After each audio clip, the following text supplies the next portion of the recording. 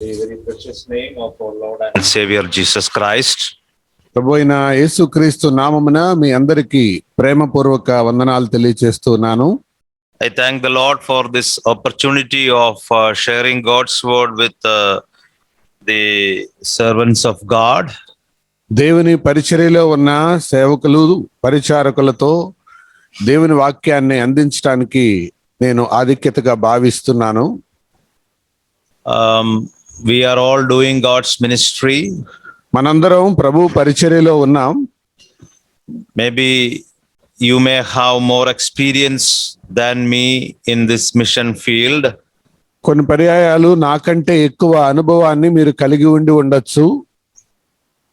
But I would like to share few things from the word of God which the Lord has given in my heart. నా హృదయంలో దేవుడుంచిన భారాన్ని బట్టి కొన్ని తలంపులు మీతో పంచుకోవాలని కోరుతున్నాను. For that, please turn your Bibles to Romans chapter 15. దీనికి గాను రోమా పత్రిక 15వ అధ్యాయాన్ని చూడాలని. When we study Romans chapter 15, the first portion is mainly dealing with the issues in the church between the strong and weak. రోమా పత్రిక 15వ అధ్యాయంలో బలవంతులకు బలహీనులకు మధ్య వ్యత్యాసం మనం చూస్తాం. It is the continuation of chapter 14. ఇది 14వ అధ్యాయానికి కొనసాగింపు. Apostle Paul is admonishing the believers that do not destroy the work of God for silly things like food, etc. అపోస్తలుడైన పౌలు దేవుని పనిని కేవలం చిన్న చిన్న విషయాల కొరకు అనగా భోజనము అలాంటి విషయాల కొరకు పాడు చేయొద్దు అని హెచ్చరిస్తూ ఉన్నాడు. Whatever you do in the church, you have to do with a good conscience and faith, otherwise it is sin.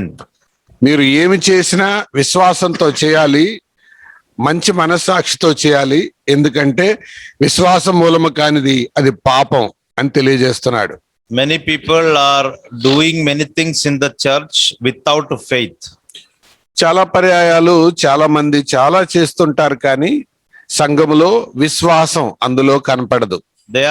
Their conviction is different and their action is different.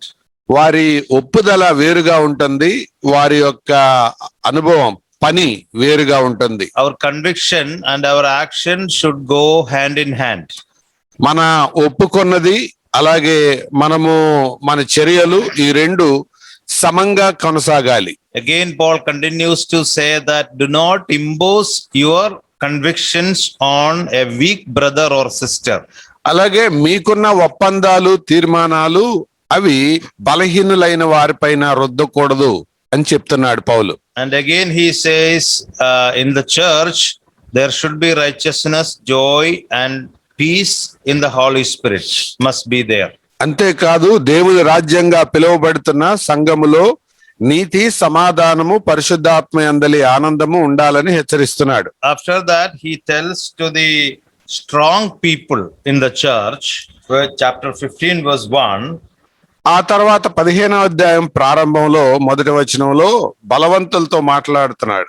Now we who are strong ought to bear the weakness of those without strength and not just please ourselves. బలవంతులమైన మనము మనలను మనమే సంతోషపరచుకొనక బలహీనుల దౌర్బల్యములను భరించుటకు బద్ధులమై ఉన్నాము.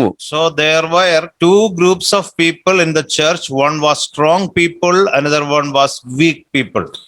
సంఘములో రెండు రకాలైన ప్రజలు ఉంటారు.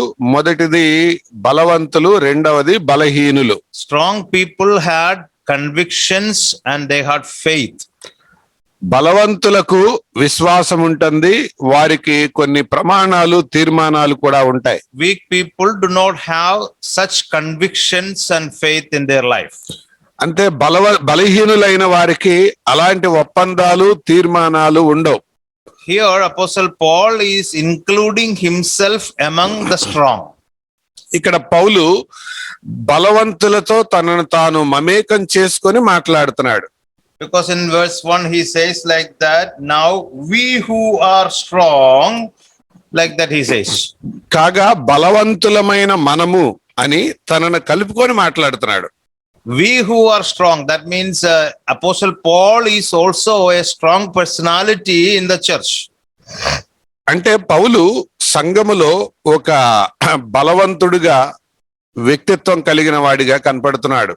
So the servants of God, ministers of God are ought to be strong people. అంటే దీని అర్థం పరిచారకులైన వాళ్ళు బలవంతులైన వాళ్ళుగా ఉండాలి. We should do everything out of faith. మనం చేసే ప్రతిదీ కూడా విశ్వాసములో నుండి చేయాలి. Whatever the ministry God has entrusted us, we have to do it out of faith. దేవుడు మనకు అప్పగించిన పని పరిచర్య ఏదైనా విశ్వాసములో నుండే చేయాలి. And we should do the things in convictions. అంతేకాదు మనము చేసే పనులు ఒప్పుదలలో నుండి చేయాలి, ఒప్పందంలో నుంచి చేయాలి. Convictions we get from the word of God. అనగా దేవుని వాక్య ప్రమాణాలలో నుంచి చేయాలి. So if we are not doing the things in faith and conviction, మనము చేసే పనులు ఆ విశ్వాసాన్ని బట్టి ఆ దైవవాక్య ప్రమాణాలను అనుకూలంగా లేకపోతే we are also sinning. మనం కూడా పాపం చేస్తున్నాం అని అర్థం. So I am going to talk about a servant of God and his characteristics. నేను ఒక దేవుని సేవకుడు, పరిచారకుడు, అతని గుణ లక్షణాల గురించి కొన్ని సంగతులు మీతో పంచుకుంటాను. Even though Paul is talking about believers in Rome and encouraging the believers in Romans chapter 15, పౌలు రోమాపత్రిక 15వ అధ్యాయములో విశ్వాసులతో మాట్లాడుతున్నప్పటికీ but at the same time he is talking about himself so many things. తన గురించి తాను చాలా విషయాలు మాట్లాడుతున్నాడు. So here and there from chapter 15 we will just pick it up and we will connect it to the servants of God. అక్కడక్కడ మనం కొన్ని సంగతులు ఏరుకొని దేవుని పరిచర్యలో ఉన్న మనకు అన్వయించుకుందాం. We are strong. I told you in the beginning that God's ministers are strong people. మొదట్లోనే నేను చెప్పాను దేవుని పరిచారకులు అనగా బలవంతులైన వారు అని. Since we are strong, what we ought to do? బలవంతులమైన మనము ఏం చేయాలి? Strong people, first of all, in verse 1, it says, strong people ought to bear the weakness of those who are without strength. బలవంతులమైన మనము బలహీనులమైన దౌర్బల్యాలు భరించాలి అని చెప్తున్నాడు. That is one of our responsibility, Apostle Paul is telling here. అపోస్తలుడైన పౌలు ఆయన చెప్తున్నట్లు అది మన మీద ఉన్న మొదటి బాధ్యత. We servants of God have to carry the burden of others. బలహీనుల యొక్క దౌర్బల్యాలు భరించవలసిన వారై ఉన్నాం పరిచారకులుగా. The word carry the burden. Carry means in Greek it is bastas. The word bastas is used. బాస్టాస్ అన్న పదం గ్రీకులో వాడబడింది భరించుట అన్నదానికి. Same word is used many times in the New Testament. అలాంటి పదమే కొత్త నిబంధనలో పలు పర్యాయాలు వాడబడింది. In Mark chapter 14 verse 13, carrying a water pot, and there also this word is used. Mark సువార్త 13వ అధ్యాయంలో వారు నీళ్లు 14-13లో నీళ్లు మోసుకొని వెళ్తున్న ఆ పాత్ర గురించి వాడబడింది. And in Luke 17:14, carrying stretcher, that carrying is the word bastas. లూకా 17వ అధ్యాయములో వారు మోసుకొని వెళ్తున్న దానికి వాడబడింది అది. John chapter 10 verse 31, యోహాను సువార్త 10:31లో carrying stones, there this word is used. రాళ్లు మోసుకొని పోవడాని గురించి వాడబడింది. John chapter 12 verse 6, 12వ అధ్యాయం యోహాను సువార్త 6వ వచనంలో carrying money, డబ్బును మోసుకొని పోవడం గురించి రాయబడింది. same word is used. అదే పదం వాడబడింది. And Acts chapter 21 verse 35, అపోస్తుల కార్యాలు 21-35లో carrying a man, ఒక మనిషిని మోసుకొని పోవడం గురించి రాయబడింది. there also this word used. అదే పదం వాడబడింది. Revelation chapter 17 verse 7, ప్రకటన గ్రంథం 17వ అధ్యాయం 7వ వచనంలో carrying a woman, ఒక స్త్రీని మోసుకొని పోవడం గురించి రాయబడింది. same word is used. అదే పదం వాడబడింది. So this is something like carrying a heavy burden, heavy weight. అంటే ఒక బరువు మోయడాన్ని గురించి వాడబడినట్లు మనం చూస్తాం. There will be weak believers without convictions and proper faith in our church. మన సంఘములో సరైన విశ్వాసం లేకుండా బలహీనులుగా ఉన్న విశ్వాసులు ఉంటారు. As a servant of God, we should not neglect them or we should not avoid them. పరిచారకులమైన మనము, దేవుని సేవలో ఉన్న మనము అలాంటి వారిని ఉపేక్షించకూడదు, అని నిర్లక్ష్యం చేయకూడదు. Apostle Paul here says that you have to carry their burden. పౌలు వారి యొక్క బలహీనతలు భరించాలి అని చెప్తున్నాడు. Burden means their weakness you have to carry. అంటే భారం అంటే ఇక్కడ అర్థం ఏంటంటే వారి బలహీనతని. Many servants of God is not willing to carry the weakness of their believers in the church. చాలా మంది పరిచర్యలో ఉన్న వాళ్ళు బలహీనమైన వారి యొక్క దౌర్బల్యాలు భరించరు. The word bastas actual meaning I will tell. That means I will come under your weakness. బాస్టాస్ అన్న పదానికి అర్థం ఏంటంటే నేను నీ బలహీనతలోనికి ఇమిడిపోతాను, చేరి వస్తాను అని. I will walk with you in this weakness until you grow strong. అంటే నీవు బలవంతుడయ్యే వరకు నేను నీ బలహీనతతో అది నేను భరిస్తూ సాగిపోతాను అని అర్థం. This is our responsibility. ఇది మన బాధ్యత. I will come under your weakness and I will walk with you with your weakness, in this weakness until you grow strong.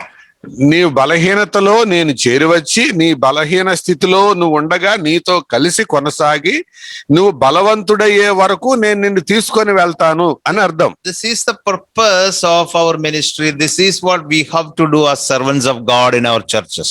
ఇది మన సంఘములో పరిచారకులుగా మనం చేయవలసిన బాధ్యత. Some people think I am very strong, I am a servant of God, I don't need to mind all these brothers and sisters. కొంతమంది కొన్ని పర్యాయాలు దేవుని సేవకులుగా మనం ఇలా అనుకుంటాం, నేను దేవుని సేవకుణ్ణి లేదా పరిచారకుణ్ణి, వీళ్ళందరి సంగతి నాకు అనవసరం అని. Christian leadership is a servant leadership. క్రైస్తవ నాయకత్వం అంటే సేవకత్వంతో కూడిన నాయకత్వం అది. We have to find out who is weak in our church. మనము సంఘములో ఎవరు బలహీనులుగా ఉన్నారో వారిని కనుక్కోవాలి. And come right under their weakness and carry it. మనము వారి యొక్క బలహీనతలో పాల్పంపులు పొంది దాన్ని భరించాలి. And walk with them in their weakness. వారితో కలిసి ఆ బలహీనతలో మనం కూడా నడవాలి. Until God is bringing them up to strong. అంటే దేవుడు వారిని బలమైన స్థితికి తీసుకొచ్చే వరకు వారితో కలిసి నడవాలి. I will tell you one example. ఒక ఉదాహరణ చెప్తాను. There are pillars in every building. ప్రతి కట్టడంలో కొన్ని పిల్లర్స్ ఉంటాయి కదా. Pillars are very strong. ఆ స్తంభాలు చాలా పటిష్టంగా ఉంటాయి. Pillars are beautiful also.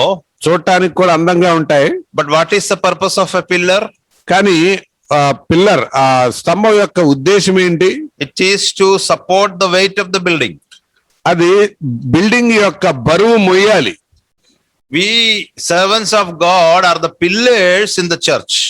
దేవుని పరిచర్యలో ఉన్న మనము స్తంభాలు లాంటి వారం సంఘంలో.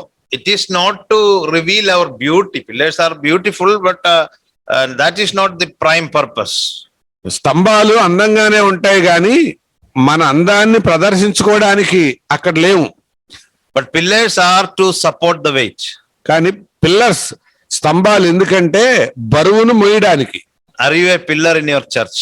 సంఘములో నీ ఒక స్తంభంగా ఉన్నావా? Are you carrying the weight of the weak believer? నీవు దేవుని సంఘములో బలహీనుడైన విశ్వాస యొక్క బరువును మోస్తున్నావా?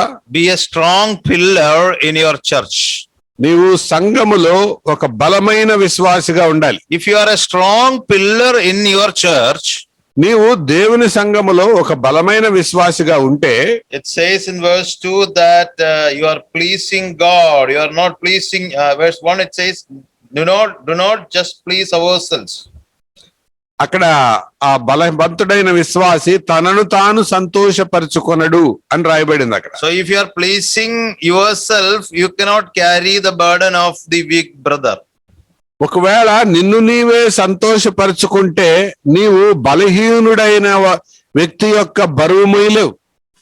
Apostle Paul is an example because let us read from 1 Corinthians అపోస్తలుడైన పౌలే దానికి ఉదాహరణ. 1 కొరింథీ పత్రికను మనం చూస్తే chapter 9 verses 21 to 22. 9వ అధ్యాయం 21, 22 వచనాలు. There Paul says that to those who are without law, as without law, though not being without the law of God, but under the law of Christ, so I might win those who are without law. To the weak I became weak, that I might win the weak. I have become all things to all men, so that I may by all means save some.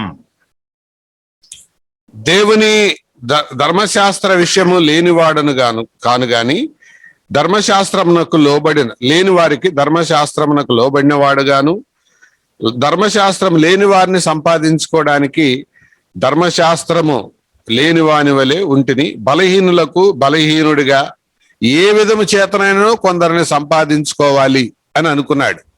So actually Apostle Paul, what he was doing, in order to win someone else, he was ready to come under them. అంటే పౌలు ఏం చెప్తున్నాడంటే ఏ విధముగా చేతనైనను కొందరిని సంపాదించుకోవాలి అని.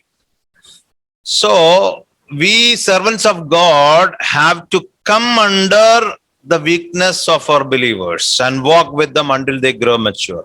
దేవుని సేవకులమైన మనం, పరిచారకులమైన మనం బలహీనులైన వారి యొక్క బలహీనతల్లోనికి వచ్చి వారు బలవంతులయ్యేదాకా మనం వారిని నడిపించాలి. If we do like that, we are following the footsteps of Jesus Christ. అలాగ మనం చేసిన వారమైతే యేసు ప్రభు యొక్క అడుగుజాడలను అనుసరించే వారిగా ఉంటాం. That is what in verse 2 of Romans 15 says. రోమా పత్రిక 15:2 అదే చెప్తుంది మనకి. Each of us is to please his neighbor for his good to his edification. And verse 3, for even Christ did not please himself. That's what, Christ did not please himself. అక్కడ క్రీస్తు తనను తాను సంతోషపరుచుకొనలేదు అన్న మాట వాడబడింది. Strong men should not please themselves. బలవంతులైన వారు వారి సంతోషాన్ని చూసుకోకూడదు. Strong men should carry the burden of others, number 1. బలవంతులైన వారు మొదటిగా ఇతరుల యొక్క బలహీనతలను భరించాలి, భారాలు భరించాలి. Second is, strong men should not please himself. రెండవదిగా బలవంతులైన వారు తమను తాము సంతోషపరచుకోకూడదు. Example is our Lord Jesus Christ. ఉదాహరణ ప్రభువైన యేసుక్రీస్తే. Jesus Christ never pleased himself in his life. యేసు ప్రభు తన జీవితంలో తనకు సంతోషం కలిగించే పనులేం చేయలే. Rather, Jesus suffered reproach in his entire life. అంతేకాదు ఆయన అనేక సార్లు నిందలు అనుభవించాడు. It is not talking about men pleasing, eye pleasing. Pleasing eyesight. Okay, అంటే ఇది మనుషులను సంతోష పెడతామని కాదు, కంటికి కనబడిన దాన్ని సంతోషపెట్టడం. This is talking about pleasing our brother by carrying his burden. That's all. అంటే దీని అర్థం మనము సహోదరుని సంతోషపరచాలి వారి భారాన్ని భరించడం ద్వారా. Actually, true Christianity is hated by the world. నిజానికి వాస్తవికమైన క్రైస్తవ్యం ప్రపంచం చేత ద్వేషించబడింది. Compromised Christianity is accepted by the world. రాజీ పడిన క్రైస్తవ్యం ప్రపంచానికి ఆమోదయోగ్యంగానే ఉంటుంది. So we have to bear reproach when we do ministry. అంటే పరిచర్య చేస్తూ ఉండగా మనము కొన్ని పర్యాయాలు నిందలు అనుభవించాలి. Because in the entire life our Lord Jesus Christ bore reproach. ఎందుకంటే తన జీవిత కాలం అంతా యేసు ప్రభు భూలోకములో ఉండగా నిందించబడుతూనే ఉన్నాడు. He never pleased himself. ఆయన ఎప్పుడూ తనను తాను సంతోషపరచుకోలేదు. Do you know Jesus came and Jesus was born in a very poor family. మీకు తెలుసా యేసు ప్రభు చాలా పేద కుటుంబంలో పుట్టాడు. We didn't have much records of the life of Jesus before up to the age of 30, from the age of 12 to 30. 12 నుండి 30 సంవత్సరాల వయసులో యేసు ప్రభువును గురించిన వివరాలు, ఆయన జీవిత విశేషాలు మనకు అందుబాటులో లేవు. There are many arguments concerning that. దాని గురించి చాలా వాదోపవాదాలు ఉన్నాయి. But one thing we are very sure that Jesus was submissive to the parents in those years. కానీ వాటన్నిటిలో దేవుని వాక్యంలో ప్రస్తావించబడ్డట్లు ఆయన తన తల్లిదండ్రులకు లోబడి ఉన్నట్లు మనం చూస్తాం. God who had no limitness, he came to limitedness. అపరిమితమైన దేవుడు పరిమితుల మధ్యలోనికి దిగి వచ్చాడు. And he started living in a very small and poor house. ఆయన ఒక పేద గృహములో ఉండడానికి ఇష్టపడ్డాడు. And he accepted Joseph, he accepted Mary. He accepted Joseph and Mary. ఆయన యోసేపును మరియను అంగీకరించాడు. And he was staying in that house, ఆ ఇంట్లో ఉన్నాడు. helping his father in that carpenter work. భూ సంబంధమైన తండ్రిగా ఉన్న యోసేపుకు ఆ కార్పెంటర్ వడ్రంగి పనిలో సహాయపడ్డాడు. As every child does, this Jesus Christ also has done every help to parents. మిగతా పిల్లలు తల్లిదండ్రులకు ఎలా చేస్తారో ఆయన కూడా అలా చేశాడు. And I strongly believe that Jesus also has gone to the shop for purchasing grocery and vegetables, something like that. తప్పకుండా యేసు ప్రభు వారు ఆయన కూడా చిన్న బిడ్డగా ఉన్నప్పుడు సరుకులు కూరగాయలు తేవడానికి షాప్కి వెళ్ళి ఉంటాడు. Because when rice is over, rice finished in the kitchen, mother will tell, you go and buy some rice. ఒకవేళ వంటలో భోజనానికి బియ్యం లేకపోతే వెళ్ళి తీసుకురా అని చెప్పుండొచ్చు తల్లి. And as every human being does, Jesus also used to carry the bag and take the money, go to the shop and buy rice. ఆయన బ్యాగ్ తీసుకొని వెళ్ళి డబ్బులు తీసుకొని వెళ్ళి ఆ బియ్యం మోసుకొని వచ్చి ఉంటాడు. Jesus did not do any miracle there in those days. అప్పుడు బియ్యం దగ్గర కూడా ఆయన అద్భుతాలు ఏం చేయలే. Because in John chapter 2 it says that the first miracle Jesus did is water turning into wine at Cana. దానికి ఆధారం ఏంటంటే యేసు ప్రభు వారు చేసిన మొట్టమొదటి అద్భుతం కానాలో నీలం ద్రాక్షారసంగా మార్చడం. Until then Jesus never did any miracles in that house. అంటే ఆయన ఉన్న ఇంట్లో కానా అద్భుతం జరిగే వరకు మరి అద్భుతం చేయలేదు. Jesus was God. యేసు ప్రభు దేవుడు. He could have done miracle. ఆయన అద్భుతాలు చేయొచ్చు. But he didn't do. He adjusted. ఆయన చేయలేదు. ఆయన తను తాను సంభాళించుకున్నాడు. He is not pleasing himself. ఆయన తను తాను సంతోషపరచుకోలేదు. He is coming under the weakness of Joseph and Mary. ఆయన యోసేపు మరియల యొక్క బలహీనమైన స్థితిలోనికి ఒదిగిపోయాడు. And when there is fever in that family, వాళ్ళ ఇంట్లో ఒకవేళ జ్వరం ఉంటే, and Jesus will go to the doctor and get medicine and give them. యేసు ప్రభు ఆయన డాక్టర్ దగ్గరికి వెళ్ళి మందులు తెచ్చి ఇచ్చిండేవాడు. It is not that he is performing a miracle there. అక్కడ ఆయన అద్భుతం చేసినట్టు మనం చూడం. Because the first miracle Jesus performed was turning water into wine. మనం ఇందాకే విన్నాం కదా, యేసు ప్రభు చేసిన మొదటి అద్భుతం ఆయన నీలం ద్రాక్షారసంగా మార్చడం. So what we can learn from that life? ఆ జీవితంలో నుండి మనం నేర్చుకునేది ఏంటి? Even though he was God, he was ready to come under the weakness of the people. ఆయన దేవుడైనా మనుషుల బలహీనతలలో పాల్పంపులు పొందడానికి ఇష్టపడ్డాడు. He was carrying the burden of the people. ఆయన ప్రజల యొక్క బలహీనతను భరించాడు. That is the example set before us we need to follow. ఆయన మన ముందు పెట్టిన మాదిరి అది, దాన్ని మనం అనుసరించాలి. Don't think that always doing miracle is the sign of God's servants. దేవుని సేవకులుగా పరిచారకులుగా మనం ఎప్పుడు అద్భుతాలు చేయడమే దేవుని సేవకుల లక్షణం అని అనుకోవద్దు. Coming in a Rolls Royce car or coming in a Benz car and going for a meeting and healing and doing miracles and going back home, is that a sign of a servant of God? Rolls Royce కారులో వచ్చి దిగటం, meeting కి వెళ్ళడం, అది మాత్రమే దేవుని సేవకులు అలాగుంటారని అనుకోవద్దు. We have to face reproach. We have to come under the weakness of others. We do not please ourselves. These are our ministries. మన పరిచర్యలు ఏంటంటే ఇతరుల భారాలు భరించాలి, నిందలు పొందాలి, వారి బలహీనతల్లో పాలు పంపులు పొందాలి. When you come to verse 5 of Romans 15, Roma 15:5లో when a servant of God, he goes through such reproach and such limited life, he needs to get perseverance. That is a third thing, perseverance. ఇక్కడ ఓర్పు అనేది కలిగి ఉండాలి ఇలాంటి పరిస్థితులలో అని మనం ఆ తర్వాత వచనంలో మనం చూస్తున్నాం. And for perseverance, two things are provided there. ఓర్పు కొరకు రెండు విషయాలు అక్కడ అనుగ్రహించబడ్డాయి. Verse 4 and 5 says, "For whatever was written in earlier times was written for our instruction, so that through perseverance and encouragement of the scriptures we might have hope. Now may the God who gives perseverance and encouragement grant you to be the same mind with one another according to Christ Jesus."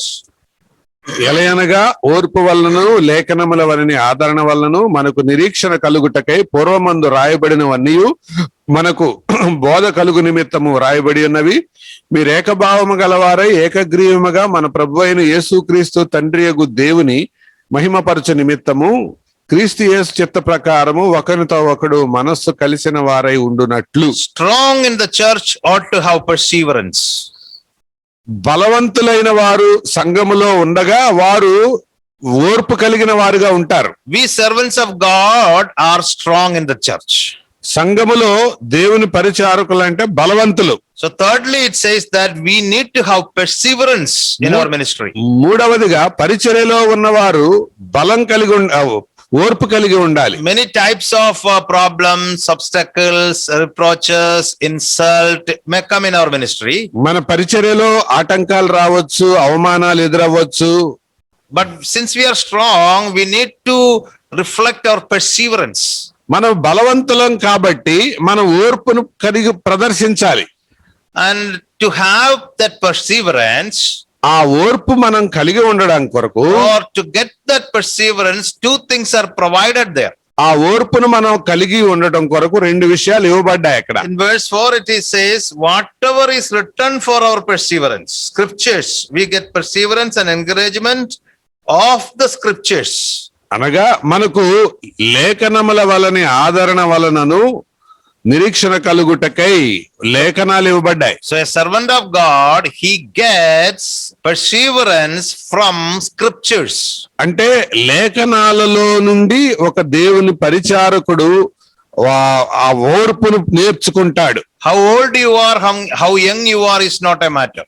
నువ్వు ఎంత అనుభవం కలిగిన వాడివి లేదా ఎంత ప్రారంభ విశ్వాసివి అనేది కాదు. Every day we need to get perseverance, the food from the word of God. The word of God gives us perseverance.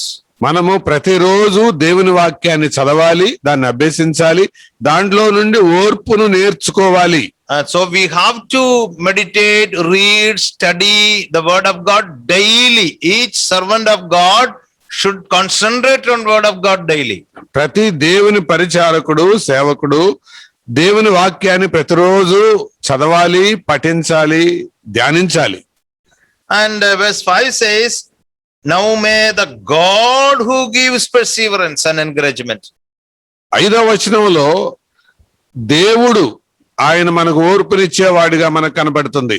God also is giving perseverance to you. దేవుడు కూడా మనకు ఓర్పునిస్తాడు. So two things. Number 1, God's word. Number 2, God. మొదటిది దేవుని వాక్యము, రెండవది దేవుడే ఓర్పునిచ్చేవారు. So God's word and God is for us to give a servant of God perseverance in the ministry. ఒక దేవుని సేవకునికి దేవుని వాక్యము, దేవుడు ఓర్పును అనుగ్రహిస్తారు. When you bear the weakness of the weak people, we need really perseverance. We have chances to lose our perseverance. కొన్నిసార్లు బలహీనులైన వారితో మనం అనుసంధానమైనప్పుడు మన ఓర్పు తరిగిపోయే ప్రమాదం ఉంది. So this is what, if anybody preaches God's word, ఎవరైనా దేవుని వాక్యాన్ని బోధిస్తే and we don't get any encouragement, మనము ఏ ప్రోత్సాహం పొందం, that preaching is an adulterated preaching. అది కళంకముతో కూడిన బోధ. Because when we preach God's word, others should be encouraged, because God's word is encouraging and giving perseverance. మనము ఎప్పుడైనా బోధించినప్పుడు ఆ బోధ ద్వారా అవతల వారికి ఆదరణ, క్షేమం కలగకపోతే మనము కల్తీ బోధ బోధిస్తున్నట్టు అర్థం. ఎందుకంటే నిజమైన దేవుని వాక్యములో, లేఖనాలలో ఆదరణ దొరుకుతుంది. Scripture is itself enough for our perseverance. అసలు లేఖనాలు చాలు మన ఓర్పు కొరకు. But why it says God also will give you perseverance? అయినా దేవుడు కూడా ఓర్పునిచ్చేవాడని మరలా ఎందుకు చెప్తున్నాడు? Why scripture and God told us the source of perseverance? ఎందుకు ఇక్కడ దేవుడు ఆయన వాక్యము రెండు కలిపి ఓర్పుకు సాధనాలుగా మనకు తెలియజేయబడుతున్నాయి? I will tell you, Dr. Billy Graham, you heard about, he is now in eternity with the Lord. యేసు ప్రభు సేవకులైన బిల్లీ గ్రహాం గారి గురించి వినుంటారు. ఆయన ఇప్పుడు ప్రభుతో పాటు నిత్యత్వంలో ఉన్నారు. When he was affected by Parkinson's and old age, he lost his vision, and he told one regret in his life like this. ఆయన పార్కిన్సన్స్ అనే వ్యాధి ఆయనకు సోకినప్పుడు, తర్వాత దృష్టి మాంద్యం వచ్చినప్పుడు ఆయన ఇలా చెప్పారు. He knows the Bible by heart. ఆయనకు దేవుని వాక్యమైన బైబిల్ కంటతా వచ్చు. But his regret was, he told that I have a regret that I can't read Bible now. అయితే ఆయన ఆ నిరాశకు కారణం ఏంటంటే, నేను బైబిల్ చదవలేకపోతున్నానే అన్న బాధ. So every day he was reading Bible. ప్రతిరోజు Bible చదివేవాడు. Even though he knows everything in the Bible, but still he is finding some time to read the Bible. Bible అంతా ఆయనకి అలవాటైనా కంటత అయినా కూడా ప్రతిరోజు బైబిల్ చదవడానికి సమయం తీసుకునేవాడు. That should be a challenge for all the servants of God. దేవుని పరిచర్యలో ఉన్న వాళ్ళందరికీ అదొక మాదిరి సవాల్. So there will be time come like that, we won't be able to read Bible. Sometimes our eyesight will lose. కొన్నిసార్లు Bible చదవటానికి సమయం లేదని, లేకపోతే కంటి దృష్టి కనబడటం లేదని. Sometimes we will have memory loss because we don't know, we are not able to recollect what we studied earlier. కొన్నిసార్లు మనకు జ్ఞాపక శక్తి లేదని, ఇది వరకు చదివిని ఉండట్లేదని, ఇలాంటి మనకు కనపడొచ్చు. When we get older and older in the ministry or in our age wise, when we get older, we will have such problems. మనము పరిచర్యలో అనుభవం పొందే కొద్దీ, మన శరీరంలో వయసు మీద పడే కొద్దీ ఇలాంటి సమస్యలు రావడం సహజం. So here the Spirit of God says, don't worry if you forget scripture, don't worry, God is there to encourage you and give perseverance. ఒకవేళ నువ్వు అలాగ ముందు కొనసాగుతుండగా వాక్యం చదువుకోలేకపోతున్నాననే బాధతో నువ్వు ఉండక్కర్లేదు, దేవుడు కూడా నీకు ఓర్పునిస్తాడు. That is the purpose given here. Scripture plus God will give you encouragement and perseverance in the ministry field. అదే ఇక్కడ చెప్పబడిన దాని ఉద్దేశం. మొదటిగా లేఖనాలు, రెండవదిగా దేవుని వాక్యం ఓర్పునిచ్చే సాధనాలు. And when we come again to verse 14, 14వ వచనానికి వస్తే, Paul is appreciating that, brethren, by telling one thing that can be also added to our ministry life. 14వ వచనంలో పౌలు సహోదరులతో మనం నేర్చుకోవాల్సిన, కలిగి ఉండాల్సిన మరో సంగతి చెప్తున్నాడు. Paul says, I am concerning you, my brethren, I myself also convinced that yourselves are full of goodness, filled with all knowledge, able also to admonish one another. నా సహోదరులారా, మీరు కేవలం మంచివారును సమస్త జ్ఞానపూర్ణులను, ఒకరికొకరు బుద్ధి చెప్పు సమర్థులై ఉన్నారని నా మట్టుకు నేనును మిమ్మును గూర్చి రూఢిగా నమ్ముచున్నాను. Here Paul says to them that you people are able to teach one another. మీరు ఒకరికొకరు బోధింప సమర్థులు అంటున్నాడు. Paul never saw these Roman believers. పౌలు ఈ రోమా విశ్వాసులను ఎప్పుడు చూడలేదు. But he wanted to see them, but it was not possible for him to see them. వారిని చూడాలని కోరుకున్నాడు, కానీ వీలు కాలేదు. But how can he say about them like this, you are able to teach and you are filled with knowledge, you are filled with goodness? How can he say like that? మరి వాళ్ళని చూడకుండానే మీరు మంచోళ్ళు, మీరు ఒకరికొకరు బుద్ధి చెప్పుకోవడానికి, బోధించడానికి సమర్థులు అని ఎలా చెప్పగలుగుతున్నాడు? That is the attitude of Paul. అది పౌలు యొక్క వైఖరి. He is thinking positively with all his believers. అంటే వారందరి గురించి సానుకూలంగా ఆలోచిస్తున్నాడు. A strong man always think positively. ఒక బలవంతుడు సానుకూలంగా ఆలోచిస్తాడు. If we think negatively, being leaders, if we think negatively, మనము నాయకులుగా ప్రతికూలంగా ఆలోచిస్తే believers in our church also will have some negative thoughts in their lives. విశ్వాసులు కూడా వారి జీవితాల్లో అలాంటి ఆలోచనలే నేర్చుకుంటారు. It does not mean that all these believers are able to teach others. ఇక్కడ చెప్పబడినట్లు విశ్వాసులు అందరూ కూడా బోధింప సమర్థులని కాదు అర్థం. But Paul is telling them that, okay, you are good, you are able to teach others, you are having goodness. So this is his positive attitude. కానీ పౌలు ఏం చెప్తున్నాడంటే మీరు మంచివాళ్ళు, బోధించడానికి సమర్థులు అని వారు మెచ్చుకుంటున్నాడు. So in order to construct them, in order to build them up, he is maintaining a positive attitude. వారిని నిర్మించడం కొరకు, వారికి క్షేమాభివృద్ధి కలగజేయటం కొరకు ఒక సానుకూల దృక్పథాన్ని ఆయన అలవరుచుకుంటున్నాడు. As servants of God, you and I have to have a positive attitude in everything in our lives. మనము మన జీవితంలో దేవుని సేవకులుగా, పరిచారకులుగా సానుకూల దృక్పథాన్ని అలవరుచుకోవాలి. So strong men ought to have positive attitude. బలవంతులైన వారికి ఈ సానుకూల దృక్పథం ఉంటుంది. Again, when we go further in the same verse, two qualities we have to maintain if we are when we teach God's word. దేవుని వాక్యంలో మనకు నేర్పించే రెండు లక్షణాలు ఇక్కడ కనబడుతున్నాయి. Because we are all teaching and preaching God's word. మనందరం దేవుని వాక్యాన్ని ప్రకటించి బోధిస్తున్నాం కదా. Two qualities are a must. వారికి రెండు లక్షణాలు అవసరం. It says that you, verse 14, filled with knowledge and filled with goodness. జ్ఞాన సంపూర్ణులను మంచివారును. We have to be filled with goodness. మనము మంచితనంతో నింపబడిన వారిగా ఉండాలి. Paul had a positive attitude. Paul was filled with goodness. పౌలుకి సానుకూల దృక్పథం ఉంది, అతడు మంచితనంతో నింపబడిన వాడు. Paul also was filled with knowledge. పౌలు జ్ఞానంతో నింపబడిన వాడు. Many servants of God have knowledge, చాలా మంది దేవుని సేవకులకు వాక్య జ్ఞానం ఉంటుంది, but they don't have goodness. That is what it seems. కానీ మంచితనం వాళ్ళలో కనబడదు. That is very sad. అది చాలా విచారకరం. If you have knowledge and without goodness, మీకు జ్ఞానం ఉండి మంచితనం లేకపోతే you are not qualified to teach others.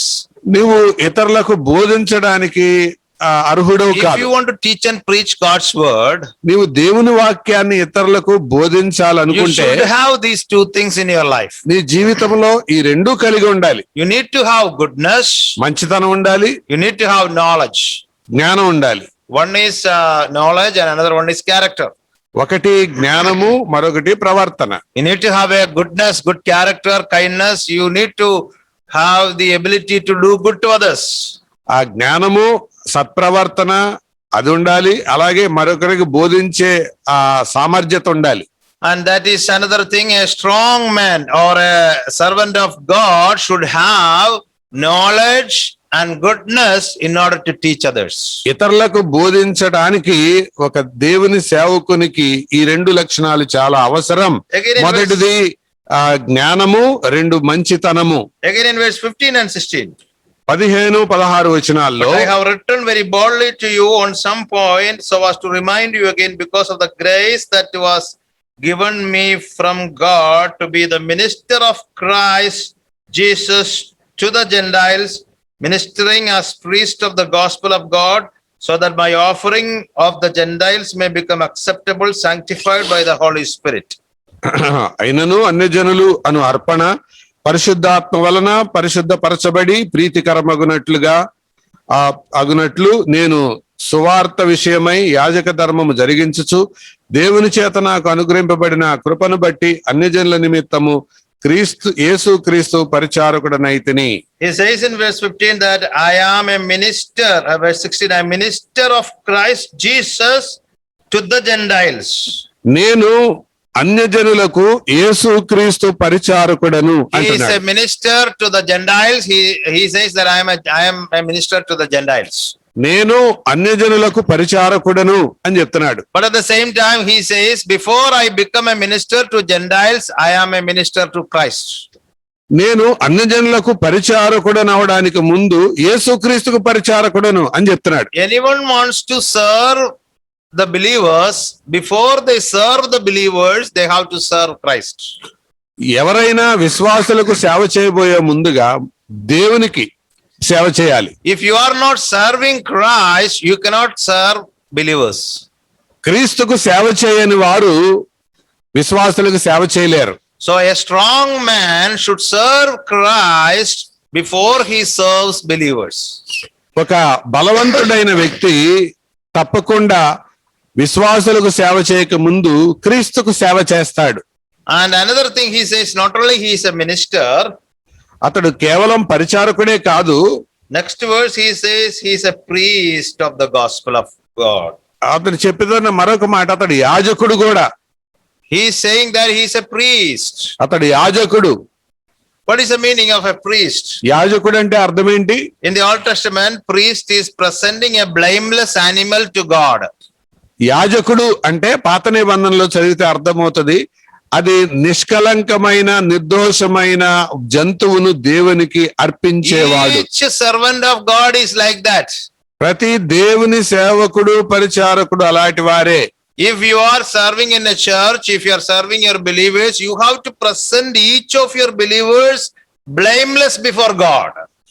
నీవు దేవుని పరిచర్యలో ఉన్నప్పుడు ప్రతి విశ్వాసిని దేవునికి అప్పగించేటప్పుడు అది నిష్కలంకమైన వ్యక్తిగా నువ్వు దేవునికి అప్పగించాలి. Not only we are ministers of God, మనము కేవలం దేవునికి సేవకులు మాత్రమే కాదు, we are doing this ministry as a priest. మనము యాజక ధర్మాన్ని కూడా జరిగించాలి. When a priest is going through our way, we will just look at him. చాలా సార్లు యాజకులు రోడ్డు మీద అలా నడుస్తుంటే చూస్తుంటారు కదా జనాలు. Because of his dress and all, we are attracted to look at him. వాళ్ళు వేసుకున్న బట్టలు అవన్నీ దాన్ని బట్టి ప్రజలు చూడటానికి ఆకర్షణీయంగా కనబడతారు. Here it says that we are priests. We are doing ministry as priests. కానీ ఇక్కడ చెప్పేది ఏంటంటే మనము యాజక ధర్మం చొప్పున పరిచర్య చేయాలి. What is the duty of a priest? యాజకుని యొక్క ధర్మం ఏంటి? Offer an animal to God. దేవునికి బలి అర్పించాలి. And the animal should be blameless. ఆ జంతువు దోషము లేనిదై ఉండాలి. And that is my purpose. అది గురి. As a priest of God, Paul says his purpose is to present his believers in the presence of God as blameless. అంటే అన్యజనులు అర్పణ సంపూర్తిగా నిర్దోషంగా దేవునికి బలిగా అర్పణగా తీసుకొని వెళ్ళాలి అని పౌలు తన గురించి చెప్పుకున్నాడు. So how much busy he was? కాబట్టి ఎంత బిజీగా ఉండుంటాడు పౌలు. He has no time to take rest here. అసలు విశ్రాంతి తీసుకోవడానికే సమయం లేదు. He has to be very enthusiastic in that business. ఆ బిజినెస్ లో ఆ పనిలో అతడు చాలా ఉత్సాహంగా ఉన్నాడు. Because different types of people are in their church. సంఘములో రకరకాలైన వాళ్ళు ఉన్నారు. Some are short tempered. కొంతమంది త్వరగా కోప్పడే వాళ్ళు, Some are greedy. కొంతమంది పిసనారులు, Some are backbiting people. కొంతమంది వెనకాల సనిగే వాళ్ళు, Some are rebellious people. కొంతమంది తిరగబడే వాళ్ళు. So we are dealing with many kinds of people in the church. సంఘములో ఇలాంటి వాళ్ళందరినీ వారితో సందర్శిస్తూనే ఉన్నాడు. As a servant of God, I am a priest. I need to present all these believers blameless before God. వీళ్ళందరినీ దేవుని ఎదుట నిర్దోషులుగా కనపరచవలసిన బాధ్యత మనపై ఉంది. So I can't sit simply and sleep. కాబట్టి మనం ఊరికే మూల కూర్చొని నిద్రపోవడం కాదు. Sometimes I cannot sleep in the night. I will get up and I will have to intercede for these believers, pray for these believers, shed tears for these believers because I want to present them blameless before God. అలాంటి వారిని దేవుని ముందు నిర్దోషులుగా ప్రదర్శించాలి. కాబట్టి వారి గురించి రాత్రిపూట నిద్రపట్టినప్పుడు లేచి కన్నీళ్లు కార్చాలి, ప్రార్థన చేయాలి, ఉపవాసం ఉండాలి. When lockdown started in last March, పోయిన సంవత్సరం 2020లో lockdown మొదలైనప్పుడు I just thought in my mind like this. నా మనసులో ఇలా ఆలోచించాను, This lockdown maybe for 1 month or 2 months it will be there. ఓ నెల 2 నెలలు ఉంటది lockdown. Anyway, I can take some rest. మంచిగా రెస్ట్ తీసుకుందాంలే అనుకున్నాం. Just I thought in my mind. మనసులో అలాగ అనుకున్నా. But later I understood that I should not think like that. I confess that sin before God. అది చూసిన తర్వాత అలాగ ఉండకూడదు, అది నా పాపం అని అర్థమై దేవుని ముందు ఒప్పుకున్నాను. Because immediately the day after I thought, the next day I got a call from one assembly in Mumbai. బాంబేలో ఉన్న సంఘం నుంచి నాకు ఫోన్ వచ్చింది. Brother, this is lockdown period. Can you take a Bible study in every Wednesday? ఇది lockdown period, మీరు ప్రతి బుధవారం మాకు బైబిల్ స్టడీ తీసుకుంటారా అని. Then I just told them, okay, I will take Bible study. So నేను Bible study తీసుకుంటానండి అని చెప్పాను. Then I thought, what I thought in my mind is wrong. అప్పుడు నేను అనుకున్నాను, నేను ఏమైతే ఆలోచించానో అది తప్పు అని. God is telling me, Biju, you have no rest in this world. Biju, నీకు లోకంలో విశ్రాంతి లేదు అని దేవుడు చెప్తుంటే, you will take rest when you come there. నువ్వు నా దగ్గరకు వచ్చినప్పుడు విశ్రాంతి పొందుదు గాని అని ఆయన అంటే, lockdown or no lockdown, you have to do your business. అది లాక్డౌన్ అయినా ఏదైనా నీ పని నువ్వు చేయాలి కదా. You need to be busy always. నువ్వు ఎప్పుడు బిజీగా ఉండాలి. That is the reason why when I am invited to Vijayawada, I just came in during this lockdown time. నేను కూడా లాక్డౌన్ టైంలో విజయవాడకు రావడానికి అదే కారణం. And I confessed to God that, Lord, I am sorry for thinking like that. I don't want any rest here. అప్పుడు దేవా నన్ను క్షమించు, నాకు విశ్రాంతి అక్కర్లేదు అని చెప్పాను. So a servant of God, whether you are very old or young or senior or no junior or whatever may be, we have no rest until we leave this earth. నువ్వు యవనస్తుడు అయినా, వృద్ధుడు అయినా, అనుభవం కలిగిన విశ్వాసివైనా, కొత్తగా రక్షించబడిన వ్యక్తివైనా, పరలోకానికి చేరే వరకు నీకు భూమి మీద విశ్రాంతి లేదు అన్న సంగతి జ్ఞాపకం పెట్టుకో. We need to be diligent and enthusiastic in the ministry which God called us to do. దేవుడు మనల్ని ఏ పని కొరకైతే పిలిచాడో ఆ పనిలో మనము చురుకైన వారిగాను, సునిశ్చితమైన జ్ఞానం కలిగిన వారిగాను ఉండాలి. There is no retirement in ministry. దేవుని పరిచర్యలో రిటైర్మెంట్ లేదు. Our death is the retirement day. మన మరణమే రిటైర్మెంట్ రోజు అది. So as a priest, we have to present our believers blameless. So we need to work it. We need to do many hard work, prayer, shedding tears and going after them and carrying their burden. Lot of things we have to accomplish. యాజక ధర్మం అంటే వారి వెనకాల ప్రార్థించడం, వారిని బతిమలాడడం, వారి గురించి వారి పాపాలు భరించడం, వారిని సంపూర్ణంగా చేయడం, చాలా విషయాలు ఉన్నాయి. That is why Apostle Paul, he had a same mentality. అందుకే పౌలుకు అలాంటి మనస్తత్వం ఉంది. 2 Corinthians chapter 11 verse 1, he says like this. 2 కొరింథీ 11:1 ఇలా చెప్తాడు, I am fearing. నేను భయపడుతున్నాను. Because in chapter 11 verse 3, I am afraid because the serpent deceived Eve by his craftiness. Your minds will be led astray from the simplicity and purity of devotion to Christ. ఆయన 11:3 ఇలా చెప్తున్నాడు, సర్పము తన కుయుక్తి వలన అవ్వను మోసపరిచినట్లు మీ హృదయాలను కూడా చెరిపబడి మోసపుచ్చుతాడేమోనని నేను భయపడుతున్నాను అంటున్నాడు. His attitude of priest revealed there.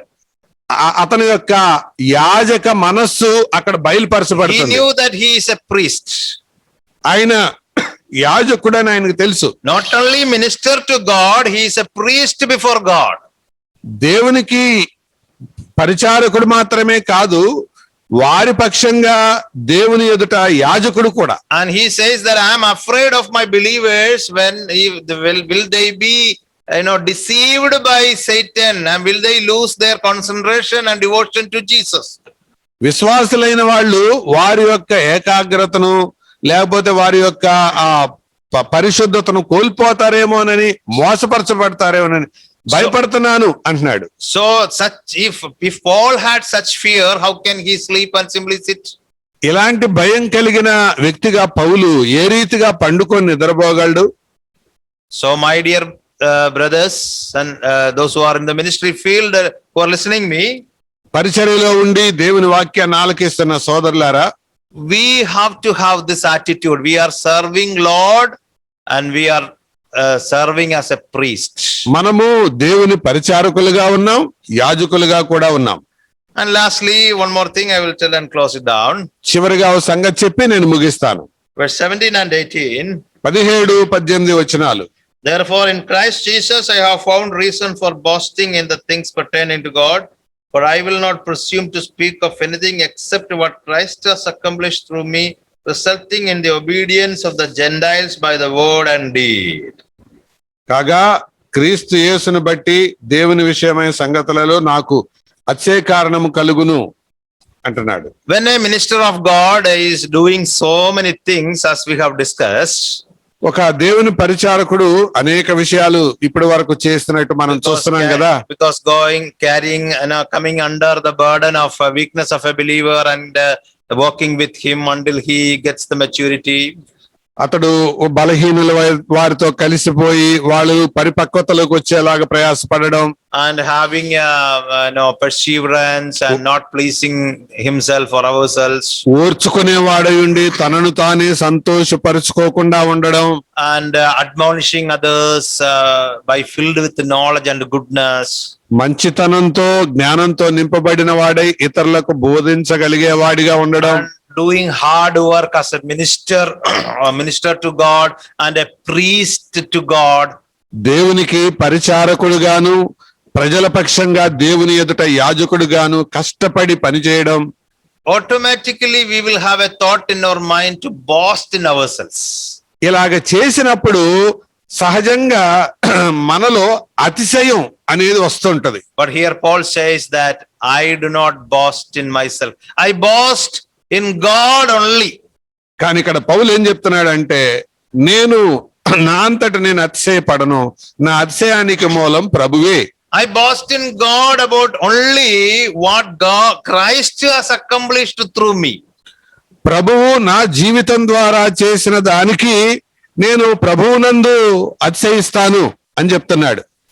So there is a chance for us to fall in this sin.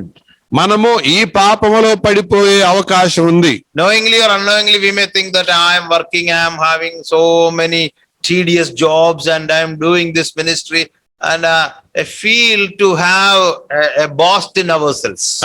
మనం పరిచర్యలో కొనసాగుతుండగా కొన్నిసార్లు చాలా పనులు చేయడం వల్ల నేను చాలా చేసేసాను, అది చేశాను, ఇది చేశాను, నేను చాలా బాగా చేస్తున్నానని అతిశయపడే ప్రమాదం ఉంది. But Paul is giving us another example. కానీ పౌలు మంచి ఉదాహరణ చెప్తున్నాడు. I Paul, I do not boast. నేను ఎప్పుడు అతిశయపడను. Yes, when you look at Paul, we cannot compare our ministry with Paul's ministry. He is bigger.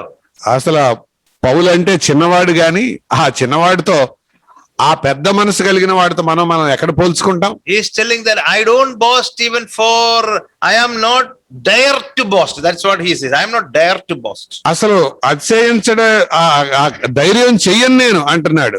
Because he is boasting in God only. ఆయన కేవలము దేవునిలో మాత్రమే ఆయన అతిశయిస్తున్నాడు.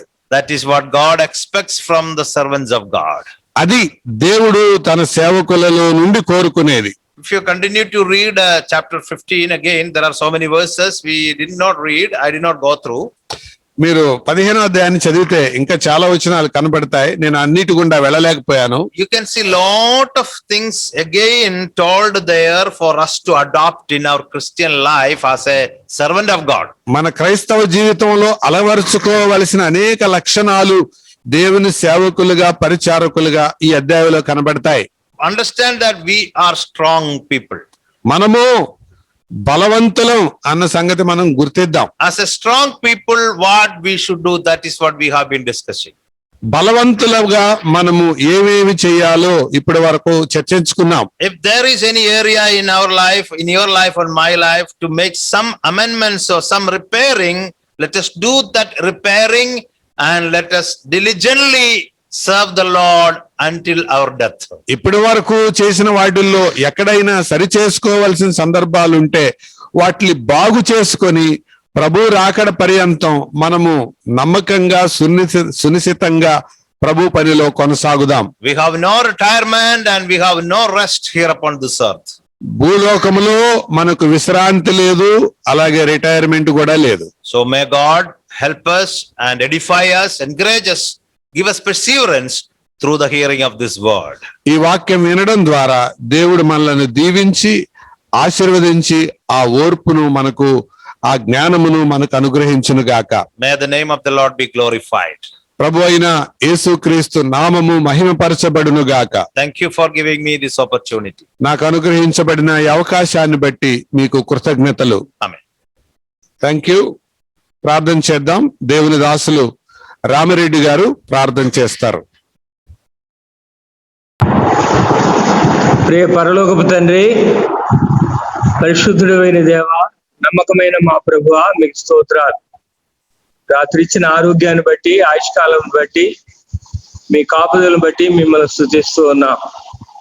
ఈ ఉదయకాలము, ఈ నూతన దినం ప్రత్యేక దినంగా నాకు మాకు మీరు దయచేసినందుకు వందనాలు. మీ దాసులు విజయ్ మాథ్యూ గారిని మా ప్రాంతానికి నడిపించి గురువారము శుక్రవారము మీరు వాడుకున్నారు. మీకు స్తోత్రాలు. జరిగిన పరిచర్యను మీరు అంచెలంచెలుగా అభివృద్ధి చేసి ఆశీర్వదించమని ప్రార్థిస్తున్నాం. ప్రభువా, అంత మాత్రమే కాక ఈ ఉదయ కాలము పరిచారకులకు సేవకులకు కావలసిన నీ మాటలు రోమాపత్రిక 15వ అధ్యాయం నుంచి నాతో మాతో అందరితోనూ స్పష్టంగా మేము ఈ పరిచర్లో ఎలా ఉండాలనో పౌలు గారు మాకు ఎంత మాదిరికరంగా ఉన్నారు అని మీరు తెలియచేసిన లేఖనాలను బట్టి, మీ మాటలు బట్టి వందనాలు ప్రభువా.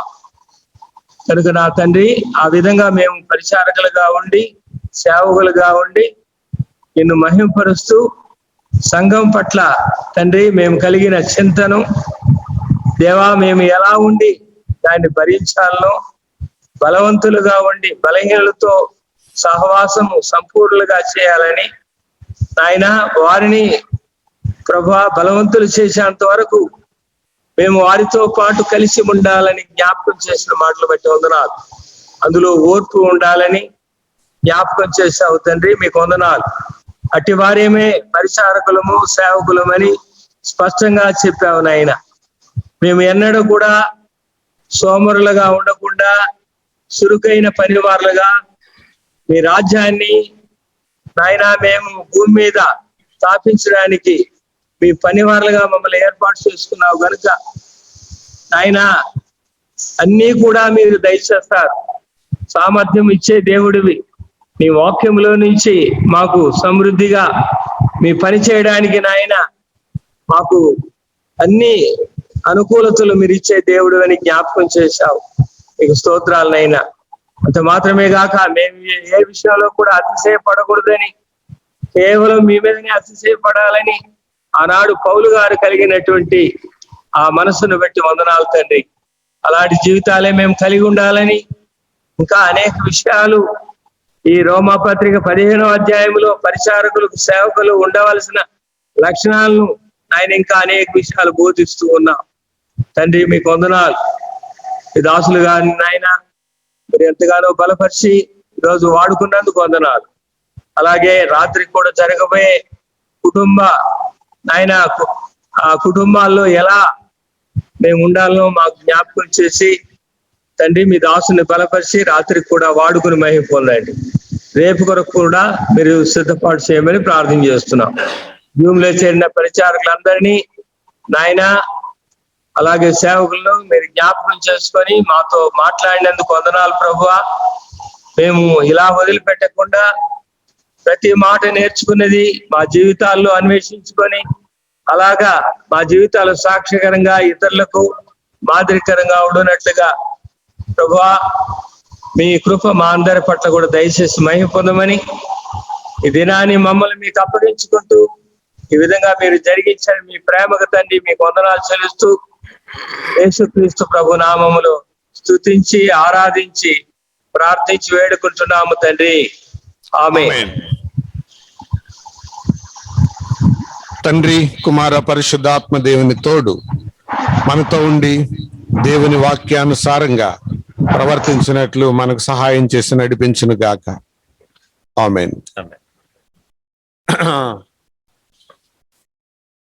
మంచిది. అందరికీ వందనాలు. రికార్డింగ్